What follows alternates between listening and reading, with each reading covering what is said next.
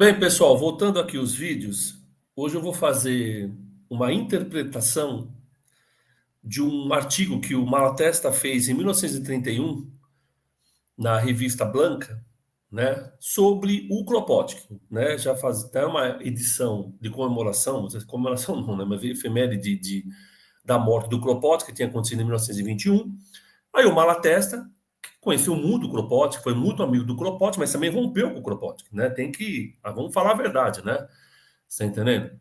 Principalmente com relação à Primeira Guerra Mundial. Houve um certo rompimento entre eles por causa disso.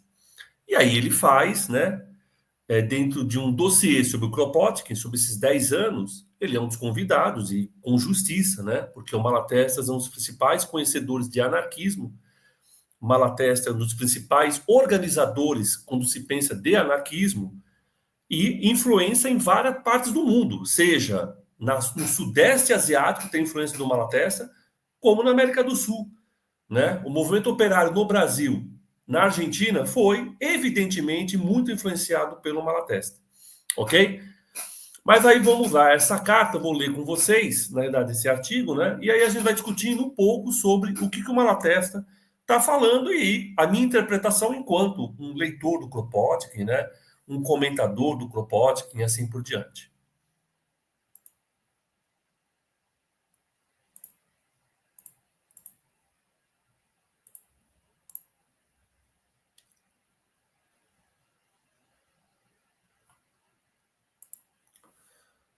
Então, está dizendo, né, esse artigo que reproduzimos foi publicado pela primeira vez um número especial dedicado a Kropotkin, sai publicado em fevereiro de 1931, né, no La Aurora, né, periódico que editavam companhias russas emigradas em Detroit no 10º aniversário da morte de Kropotkin. Esse mesmo ano foi traduzido ao francês sob o título Pierre Kropotkin, Souvenirs et Critiques de um de Sylvia's Amis, no número 31, da revista Anarquiste de Genebra, né, sendo traduzido ao espanhol por Germinal Esgleas, provavelmente filho de anarquista, né, para ter esse nome, Germinal, e reproduzido em La Revista Blanca em maio. O Max Netrô, um dos principais historiadores do anarquismo, leiam Max Netrô, História da Anarquia dele, é um livro essencial na minha avaliação, traduziu em inglês, sendo publicado em 12 de julho na Freedom Bulletin. Ok? Então vamos lá. Vamos ler e discutir um pouco o que o Malatesta está falando do Kropotkin. Pierre Kropotkin, indubitavelmente, então vai ser uma leitura livre aqui, evidente, né? Um dos que mais contribuiu, quiçá ainda, mais que Bakunin e Recli, na elaboração e propagação das ideias anarquistas. Por isso, tem bem merecido a admiração e reconhecimento que todos os anarquistas sentem por ele. Então, já, Malatesta diz, Kropotkin foi um dos maiores, se não o maior. Se não o maior. Então, ele acha que foi maior até do que o Bakunin, na contribuição dele. Ok? Na elaboração e propaganda da ideia anarquista. Mais do que Bakunin e mais que Elisée Recli. Tudo bem? Vamos continuar. Mas em honrar a verdade, e interesse supremo da causa, é preciso dizer que sua obra não tem sido toda e exclusivamente benfeitora. Não é sua culpa. Ao contrário, foi a eminência mesma de seus méritos que causou os males que me proponho indicar. Naturalmente, Kropotkin não podia, como homem algum, ou poderia, evitar todo o erro e abraçar toda a verdade. Houvera sido necessário, pois, aproveitar sua preciosa contribuição e continuar a busca por novos progressos. Mas os talentos literários de Kropotkin, o valor e a extensão de sua produção, o prestígio que lhe dava seu nome, né, de grande sábio, o fato de que houvesse sacrificado uma posição de grande privilégio para defender, à custa de perigos e sofrimentos, a causa popular, e com isso o encanto de sua pessoa, se fez a todos que tinham a fortuna de acercar-se, deram a notoriedade e tal influência que pareceu, em grande parte, foi realmente o professor reconhecido da grande maioria dos anarquistas. Então, ele coloca aqui vários, né, predicados, né, talentos que o Kropotkin teria, e por isso, né, vamos dizer assim, que ele foi bastante ovacionado no meio anarquista. Assim ocorreu que a crítica foi desalentada. Por quê? Porque se ele é muito cultuado, a pessoa vai ter medo de falar mal dele, né, fazer uma crítica. Mas o Malatesta não tem. E isso é importante, né? Porque às vezes anarquistas acham que não podem criticar anarquistas. Malatesta criticando Kropotkin. Se produziu um alto em seu desenvolvimento da ideia. Durante um bom número de anos, apesar do espírito iconoclasta e progressivo dos anarquistas, iconoclastas destrói ídolos, mas tem muito anarquista que gosta de ídolos. Mas, segundo Malatesta, espírito iconoclasta dos anarquistas. Pá, vamos começar a quebrar os ídolos anarquistas. Vamos fazer que nem o Malatesta. A maioria deles não fizeram, em matéria de teoria de propaganda, se não estudar e repetir a Kropotkin. Se não estudar e repetir a Kropotkin. Não fizeram crítica ao Kropotkin. Por quê? Porque o Kropotkin é demais. O Kropotkin é maravilhoso. É um cara fantástico. Mas ele erra. Ele tem equívocos. Porque eu tenho, o Kropotkin tem, Malatesta tem, Jesus Cristo tem, Nossa Senhora da Aparecida tem, todo mundo tem. Então, se o anarquista não aprende a fazer crítica, ele vai endeusar. É isso que está dizendo Henrico Malatesta. Não é eu, Amira ou Joaquim de Paula, um coitado anarquista que está agora lendo. Henrico Malatesta, um dos principais anarquistas que já existiu nesse planeta. Beleza? Continuamos. Dizer outra coisa que ele não disse foi para muito quase uma heresia. Continuamos. Bem estaria, pois, submeter os ensinos de Kropotkin a uma crítica severa. Crítica severa. E sem prevenções para distinguir o que é sempre verdadeiro e vivo do que é pensamento e experiência posterior podem haver demonstrado errôneo. Errôneo. Você pode errar. Você imagina uma coisa e a prática te mostra outra. O que, por outra parte, não afetaria só a Kropotkin, porque os erros que se podem reprovar eram professados pelos anarquistas, antes que Kropotkin houvesse adquirido uma posição eminente no movimento. Ou seja, outros anarquistas erraram também. Pode ser que Kropotkin simplesmente fez os mesmos erros. Então você não pode só condenar o Kropotkin, tem erros aí do Kropotkin, são de outros anarquistas. Isso eles confirma e o faz durar dando-lhes o apoio do seu talento. Mas o que ele faz? Ele o confirma. Esses erros aconteceram, ele fica confirmando os erros. E faz durar dando-lhes o apoio do seu talento, porque ele é muito bom. E aí o que acontece? Ele meio que, né, vai corroborar o que os caras falaram, mesmo que tenham errados. De seu prestígio. Mas nós, os velhos militantes, porque o Malatesta, se não me engano, ele morre um ano depois, em 1932, se não me engano.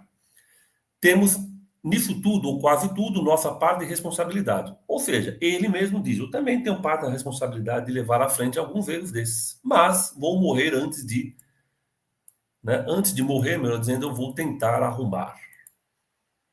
E eles mostram, né, uma das revistas do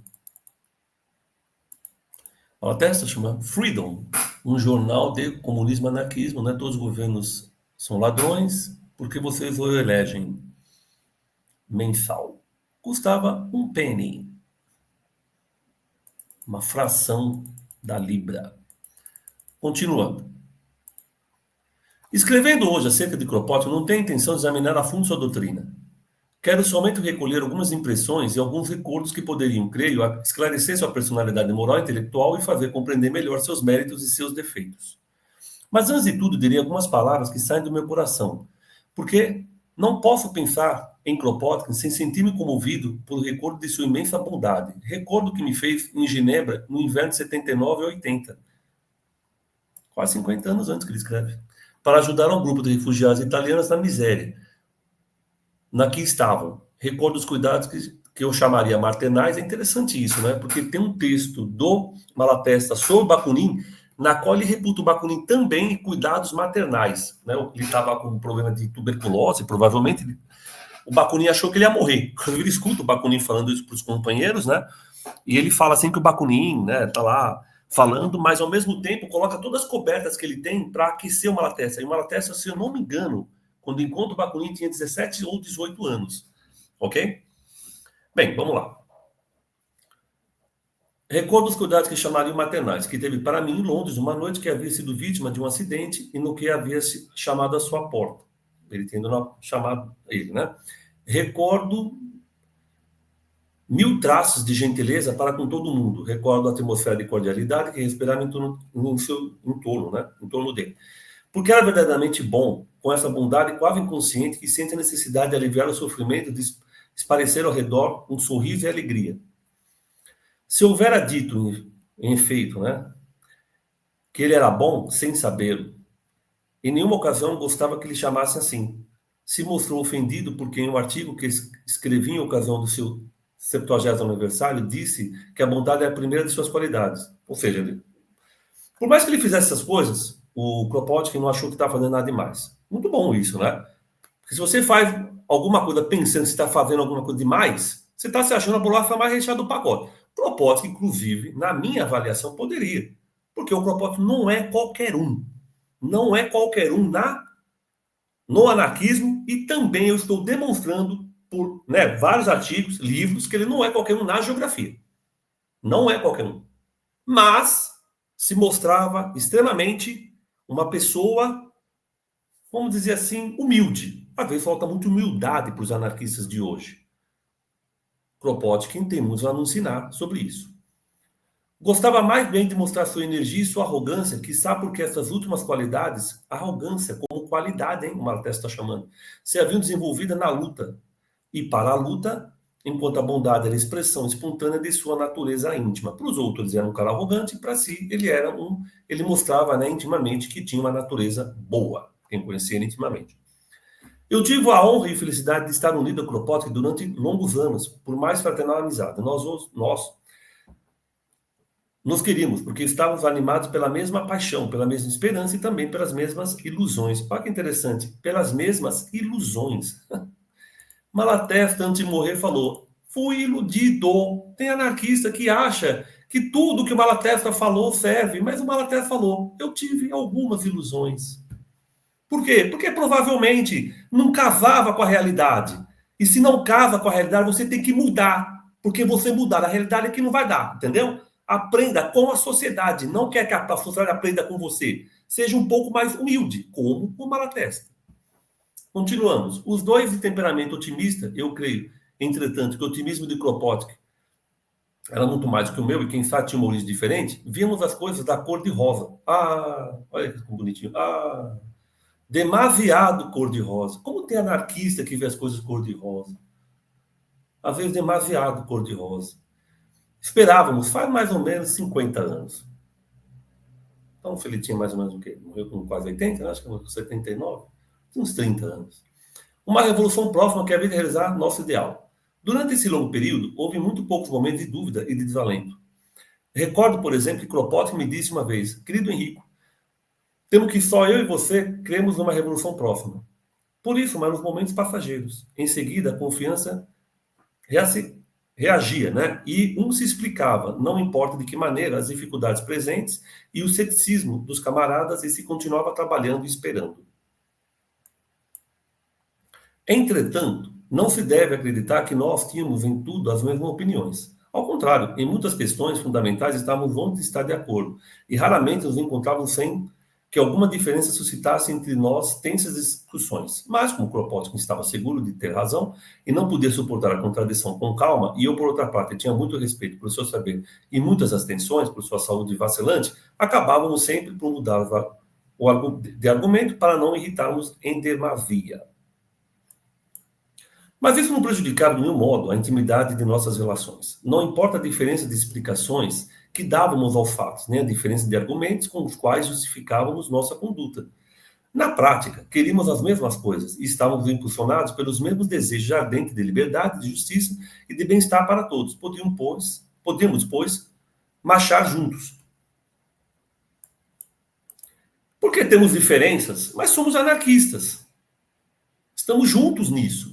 Agora, evidentemente, que temos diferenças, ok? E o Malatesta já disse aqui, né, algumas coisas sobre isso. E, em efeito, não houve nada de desacordo sério nos outros até o dia que se apresentou, em 1914, uma questão de conduta prática, de uma importância capital para ele e para mim. A atitude dos anarquistas deviam tomar frente à guerra. Nesta funesta ocasião, se despertaram e exasperaram suas velhas preferências por tudo que é russo ou francês, e se declarou apaixonadamente partidário da Entente. Pareceu haver esquecido que era internacionalista, socialista e anarquista. Esqueceu que ele mesmo havia dito um pouco tempo antes sobre a guerra que os capitalistas preparavam. Inclusive, acho que esse texto foi publicado pela Biblioteca Terra Livre, né? num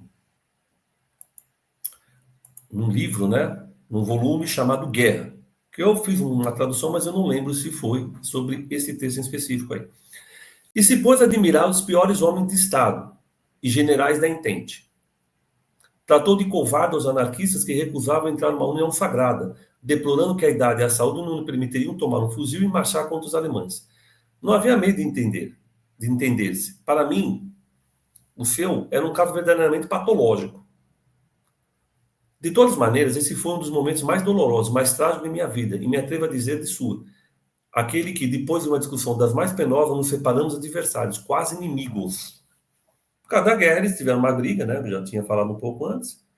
E ele mesmo diz aí que quase viraram inimigos. É até interessante, né? Ele fala de, na avaliação dele, a defesa do Kropotkin é meio que patológica, né? E de que o Kropotkin defende tudo que é russo e francês. Não sei se é isso. Vejo de uma outra forma que o Malatesta, você está entendendo? Mas não estava em 1914. Estou em 2025 no Brasil. Quem estava em 1914 era Malatesta e Kropotkin. Com certeza eles têm as suas justificativas, um para apoiar um lado e outro para negar o apoio. E os dois brigaram por causa disso. Ok? Grande foi minha dor pela perda do amigo e pelo prejuízo que resultava para a causa, pelo alcance que ia ter entre os anarquistas uma tal defecção. Sim, lógico. Inclusive, Lenin e Trotsky riam muito sobre o que aconteceu. Riam muito. Está entendendo o que o Kropotkin fez? Mesmo assim, nesse livro, não sei se vocês estão conseguindo ver, que é sobre o Lenin, tem uma parte aqui, chama Reconstructing Lenin. Tem uma parte na qual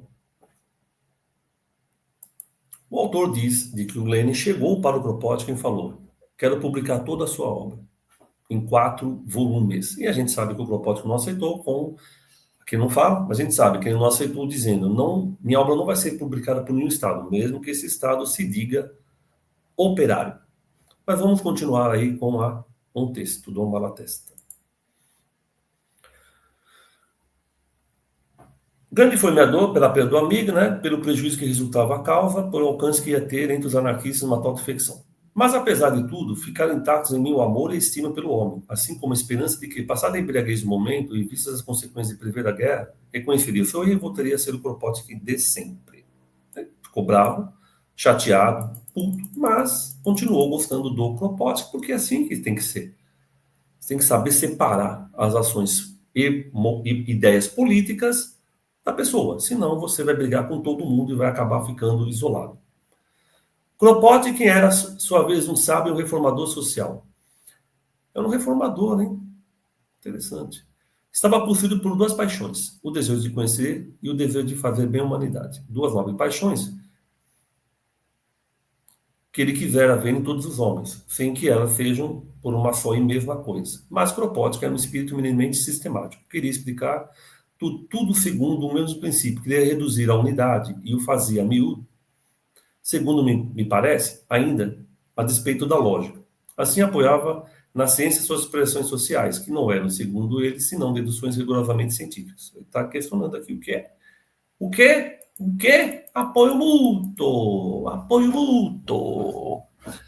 Olha aí, até grifou aí o apoio mútuo. Eu não tenho nenhuma competência especial para julgar a Kropotkin como sábio. Sei que havia prestado em sua juventude notáveis serviços à geografia e à geologia. Com certeza. Aprecio o grande valor do seu livro, Apoio Mútuo, e estou convencido de que haveria podido, com sua vasta cultura e sua elevada inteligência, dar uma maior contribuição ao progresso da ciência, se sua atenção e sua atividade não houvessem sido absorvidos pela luta social. Entretanto, me parece que faltava algo para ser um verdadeiro homem de ciência, a capacidade de duvidar, de esquecer, né, esconder, né, seus desejos e prevenções para observar os fatos com uma impassível objetividade. Me parecia mais bem o que chamaria de bom grado um poeta da ciência. Poeta da ciência, né? Isso é interessante porque o Reclime me parece bastante poético na forma de escrever. Mas continuamos. Houvesse podido adivinhar as novas verdades por intuições gerais, mas essas verdades haviam devido ser verificadas por outros homens que podem ter menos gênio ou não ter gênio de nenhuma classe, e melhor dotados do que se chama de espírito científico. Kropotkin era demasiado apaixonado para ser um observador rigoroso. Então, ele não era um cientista rigoroso, segundo o nosso amigo aqui, Enrico Malatesta. De costume, concebia uma hipótese e buscava em seguida os fatos que haveriam devido justificá-la, o que pode ser um bom método para o descobrimento, mas chegava sem querer a não ver os fatos que o contradiziam. Não sabia dizer admitir um fato e a miúdo, nem a tomá-lo em consideração. Se não acertava, em primeiro lugar, a explicá-lo, quer dizer, a fazê-lo entrar em seu sistema. Kropotkin lia, entendia, gostava, colocava sem fazer uma crítica necessária a isso. Por isso, é sempre importante fazer uma crítica àquilo que as pessoas estão falando, mesmo que você goste muito delas. Por quê? Porque você corre o risco de simplesmente aceitar aquilo que o Bakunin está falando sem crítica, que o Kropotkin está falando sem crítica, que o Malatesta está falando sem crítica, que o Bakunin, que o Proudhon falou sem crítica, e aí você vira não um anarquista, você vira um fanático religioso, está entendendo? É evidente que existem muitos anarquistas fanáticos religiosos, mas eu espero que isso diminua ao longo do tempo, porque o Malatesta estava fazendo uma crítica de que o Kropotkin, né, poderia ser mais criterioso nas suas análises. Não sabia dizer se admitir um fato e a miúdo nem a tomá-lo em consideração, se não aceitava em primeiro lugar explicá-lo, quer dizer, a fazê-lo entrar em seu sistema. Como exemplo, contar um episódio de uma ocasião. Nos anos 85 e 89, me encontrava em Pampa, no Pampa, Argentina, importante, né? Jornal, um dos principais jornais operários da Argentina, inclusive acho que tá até recentemente tinha lá protesta, foi feito pelo Malatesta. E que influenciou muito o movimento operário na Argentina. E, por tabela, influenciou muito o movimento operário no Brasil. Ok? Mesmo que Malatesta não tenha vindo para o Brasil. E me foi dado a ler algo sobre as experiências hipnóticas da escola de Nancy. A coisa me interessou muito, mas não tive, então, o medo de saber mais. De regresso à Europa, vi a Kropotkin em Londres e lhe pedi se podia dar-me alguns informes sobre hipnotismo. Me contestou rotundamente que nada se devia de crer disso, que tudo era impostura, alucinações. Algum tempo depois, voltei a ver a Kropotkin e a conversação recaiu de novo sobre hipnotismo. Com surpresa, encontrei que sua opinião havia mudado completamente. Os fenômenos hipnóticos haviam passado a ser uma coisa interessante e digna de estudo. O que havia ocorrido? Ele tinha como conhecer, ele conheceu novos fatos? Ou tinha provas convincentes dos fatos que havia negado no princípio? De nenhum modo. Havia simplesmente lido em um livro,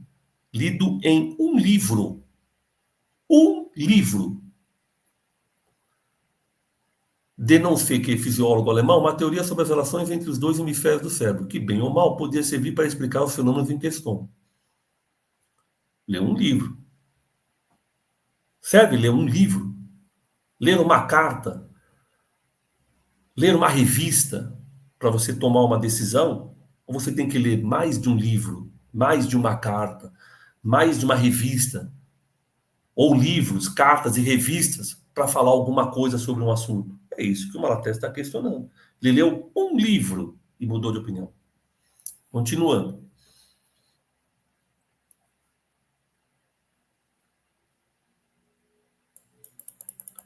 Kropotkin professava a filosofia materialista que dominava os sábios da segunda metade do século XIX, a filosofia de Moleskine, Buchner, Vogt, por conseguinte, sua compreensão do universo era rigorosamente mecânica. Então ele era um materialista mecanicista, segundo o nosso amigo aí, companheiro Malatesta. Segundo esse sistema, a vontade, potência criadora da qual não podemos compreender a força e a natureza, como por outra parte não compreendemos a fonte e a natureza da matéria e de outros primeiros princípios, a vontade, que contribui pouco ou muito a determinar a conduta dos indivíduos e das sociedades, não existe, é uma ilusão. Tudo que foi, tudo que é e que será desde o curso dos astros ao nascimento e decadência de uma civilização, desde o temor do solo, temor, não é que o solo está temendo, né? Tremor do solo, ao pensamento de um Newton, desde o perfume de uma rosa ao sorriso de uma mãe, desde a crueldade de um tirano à bondade de um santo, tudo deverá chegar em uma sucessão fatal de causas e efeitos de natureza mecânica, que não deixa lugar a nenhuma possibilidade de variação. A ilusão da vontade não seria em si mais que um fato mecânico. Isso aí é a análise que o Malatesta tem sobre o Kropotkin, ok?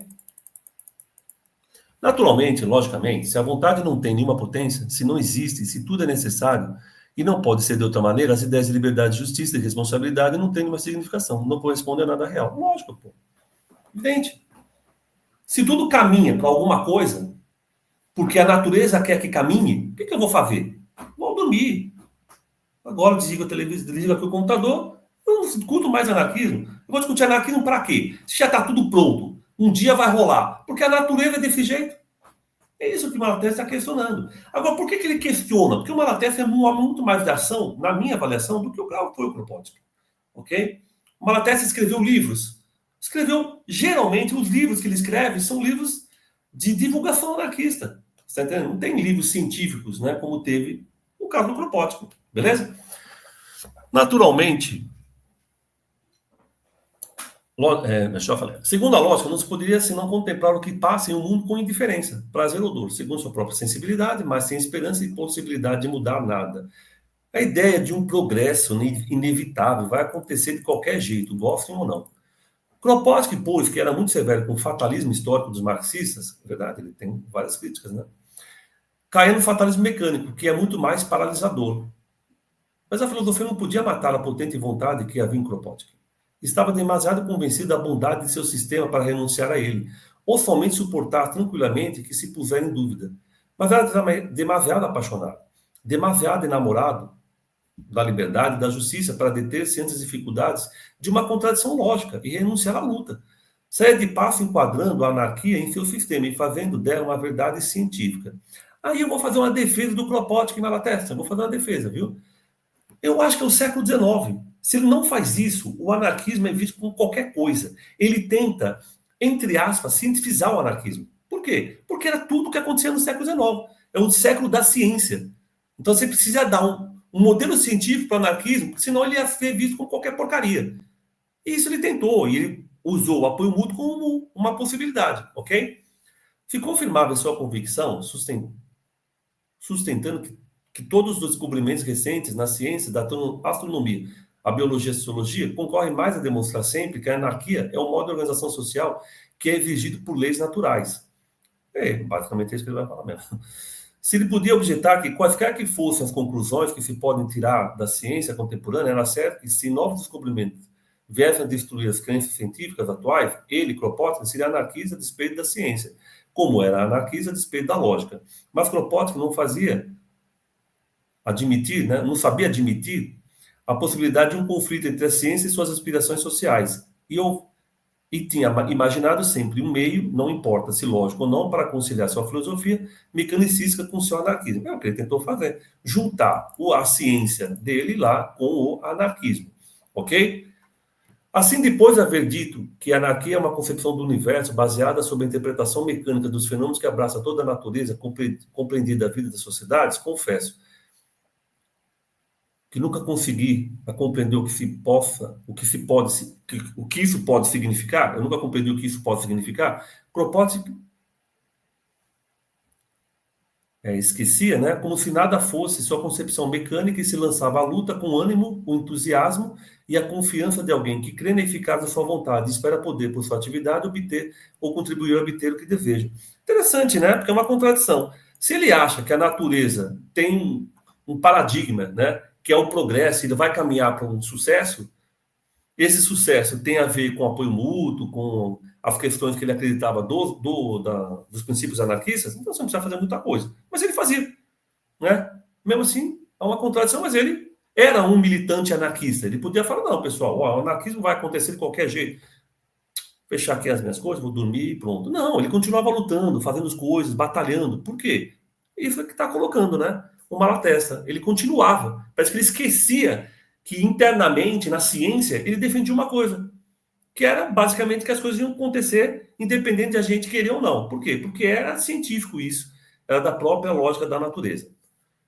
Na realidade, o anarquismo e o comunismo de Kropotkin, antes de ser uma questão de raciocínio, eram um efeito de sua sensibilidade. Nele, o coração falava em primeiro lugar e a continuação vinha e o raciocínio para justificar e reforçar as impulsões do coração. O que constitui o fundo de seu caráter é o amor aos homens, a simpatia para os pobres e os oprimidos. Sofria realmente com os males dos outros e a injustiça. Ainda quando favorecia, era insuportável para seu espírito. Se ele conseguisse se dar um pouco melhor nessa sociedade, ele se sentia um pouco mal. Na época que eu frequentava lá com ele em Londres, né, que ele estava em Londres, ganhava sua vida por sua colaboração em revistas e outras publicações científicas. Estava em uma situação relativamente cômoda. Inclusive, algumas das revistas Science. Mas sentia-se como remordimento de achar-se melhor que a maioria dos trabalhadores manuais e parecia sempre querer desculpar-se de suas pequenas comodidades. Dizia a miúdo falando de si mesmo e dos que achavam em sua situação. Se nós temos podido instruir-nos e desenvolver nossas faculdades, se temos tido acesso aos gostos intelectuais, se vivemos em condições materiais não demasiado más, é porque nos temos aproveitado pelo azar do nosso nascimento, da exploração a que estamos sujeitos aos trabalhadores.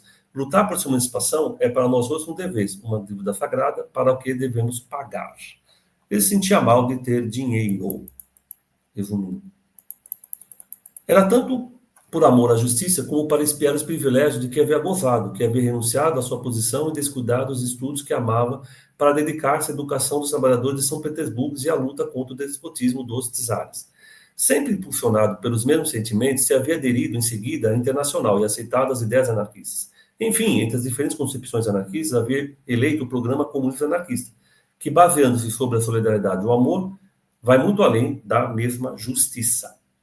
Mas, naturalmente, como era de prever, sua filosofia não ficava sem influência sobre sua maneira de conceber o porvir e a luta que era necessário levar a cabo para chegar a ele. Posto que, segundo sua filosofia, tudo que chega deve chegar ao comunismo anarquista, que ele desejava devia fatalmente triunfar, como por uma lei natural. Isso lhe tirava toda a incertidão, toda a incerteza, e lhe ocultava toda a dificuldade. O mundo burguês devia cair fatalmente, estava já em dissolução, e a ação revolucionária não servia mais que para acelerar a queda. Sua grande influência como propagandista tinha, demais de seu talento, o fato de que mostrava a coisa de tal maneira simples, de tal maneira fácil, de tal maneira inevitável, que o entusiasmo prendia os que ocultavam e o liam. As pessoas gostavam, né? Porque ele é muito bom, né, o Kropotkin. Se ele é o Kropotkin, ele é muito bom. Você entende? Então, ele convence as pessoas, né, de que tudo caminha para a anarquia. Mas o Malatesta falou, não é bem assim, né? Vamos ser um pouco mais realistas. As dificuldades morais apareceriam. Por ele atribuir ao povo as virtudes e todas as capacidades. Olha que interessante. As dificuldades morais desapareceriam. Por quê? Ele atribuiu ao povo, ele coloca povo entre aspas, as virtudes e todas as capacidades. Tem gente que até hoje acha isso, né? Que o povo é bom, o povo é legal, o povo é revolucionário, o povo vai fazer as coisas, o povo não sei o quê. Ele está dizendo aqui, as dificuldades morais desapareceriam para o Kropotkin, porque ele atribuiu ao povo as virtudes e todas as capacidades. Exaltava com razão a influência moralizadora do trabalho, mas não via os suficientes efeitos deprimentes da miséria e da opressão.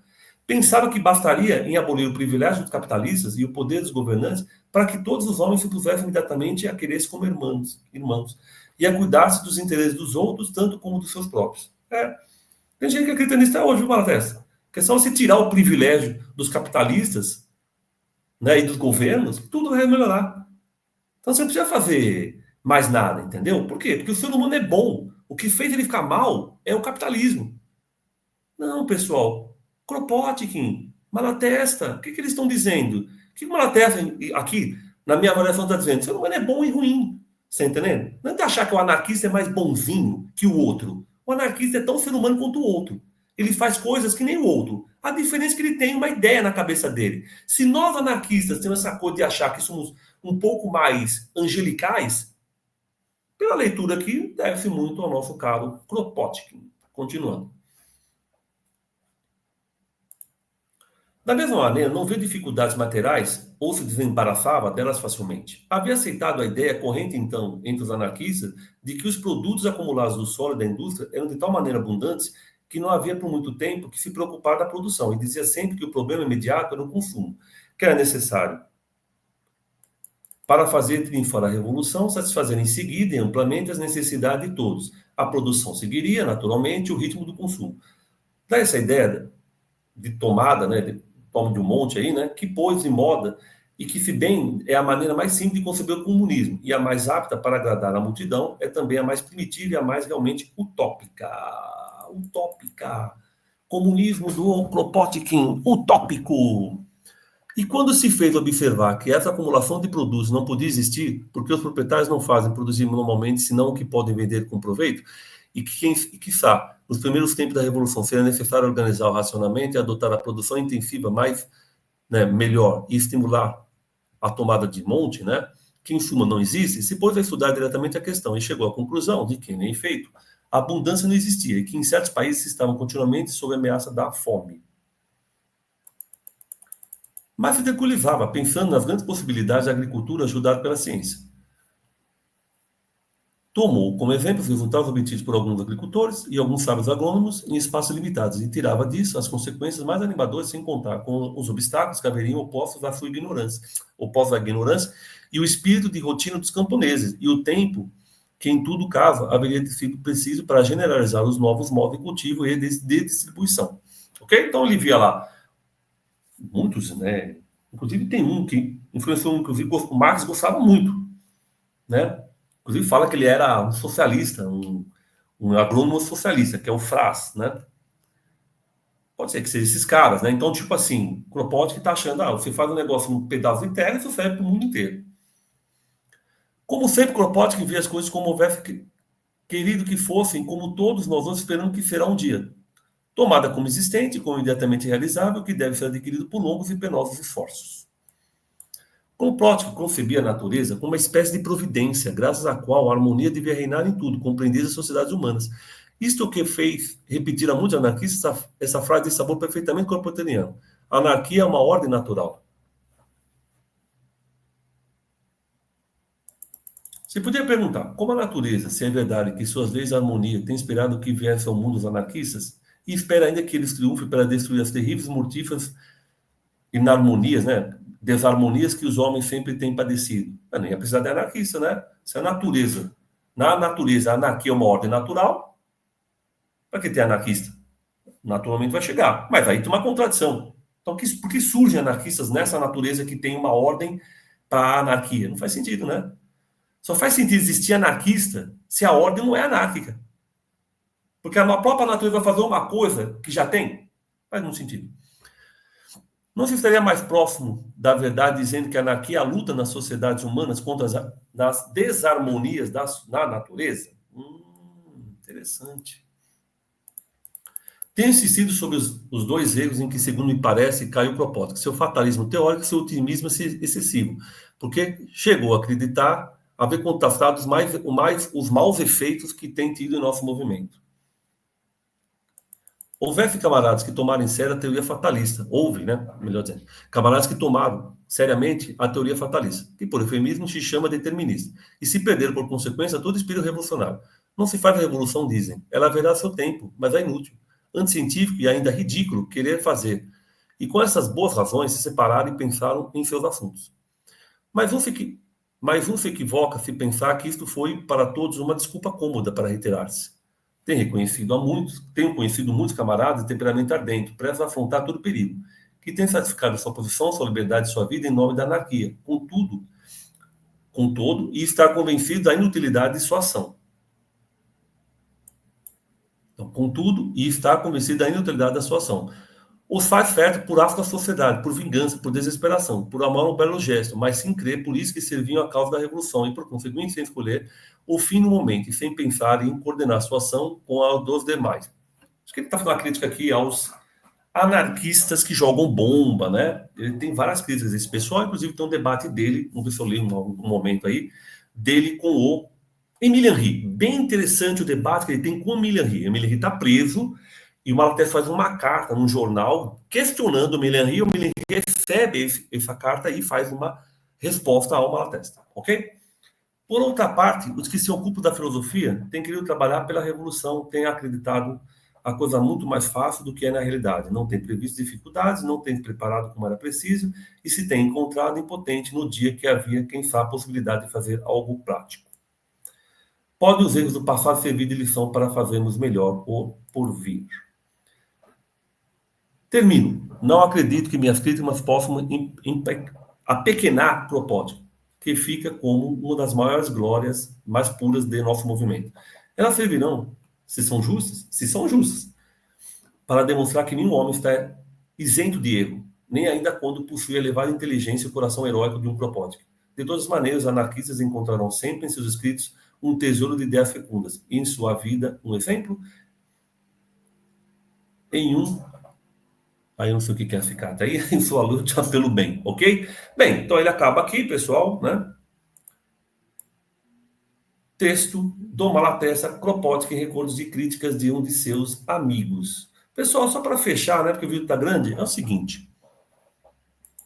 Não há nenhum problema de criticar o Kropotkin, não há nenhum problema de criticar o Malatesta, não há nenhum problema de criticar o Bakunin, principalmente se estamos em 2025 no Brasil. O problema é você achar que Malatesta, Kropotkin e Bakunin estão escrevendo, pensando no Brasil 2025. Aí eu sinto muito. Não contem comigo. Não contem comigo. A sociedade, da forma que é estruturada, me faz ter que criticá-los, avaliar aquilo que eu posso usar e descartar aquilo que já não tem nenhum sentido. Por quê? Porque estou em 2025, não estou em 1905, 1875. Mas, se você, quando ler, Recli, e ele fala alguma coisa e acha que ele está falando para hoje, se você ler Bakunin e acha que ele está falando para hoje, e se você ler Kropotkin e acha que ele está falando para hoje, não há problema algum. Mas eu sou, nesse sentido, igual ao Malatesta. Eu leio e faço críticas. Por quê? Porque podem pegar o que eu escrevo e fazer críticas também. Não há problema nenhum. Porque o que eu escrevi há 10 anos atrás, hoje pode ser que não tenha o mesmo significado. Imagina o que um cara escreveu há 150 anos atrás, que outro escreveu há 100 anos atrás e que outro escreveu há 80 anos atrás. Não pode ser que tenha. Não pode ser. Por mais que eles fossem inteligentes, geniais, maravilhosos, estupendos, eles eram seres humanos como eu e você que está me assistindo agora. Por isso, eu sou um anarquista crítico aos anarquistas. Ah, então você vai pegar tudo que os anarquistas falam e jogar no lixo? Não. Eu vou fazer o quê? Vou pegar aquilo que eu acho que tem a ver com a nossa realidade e vou fazer debates, artigos, livros, demonstrando a eficácia desses sistemas que a gente e desses princípios. Mas não vou negar de que ele exista na natureza, como existe em outros lugares e assim por diante. Por quê? Porque o meu trabalho enquanto anarquista, o meu trabalho enquanto cientista, o meu trabalho enquanto professor é divulgar as ideias anarquistas. Eu sou, antes de tudo, um militante anarquista. Eu estou professor. Eu estou cientista. Eu estou polemizador. Eu estou youtuber. Mas eu sou um anarquista. E como anarquista, eu sempre vou apoiar as ideias, mas colocando elas dentro da minha realidade. Nunca a partir do que eles falaram e vou deixar como se eles falaram fosse o perfeito. Não é para mim assim, como não foi para o Malatesta, ok? Então é isso daí, pessoal. Um abraço a todos e todas.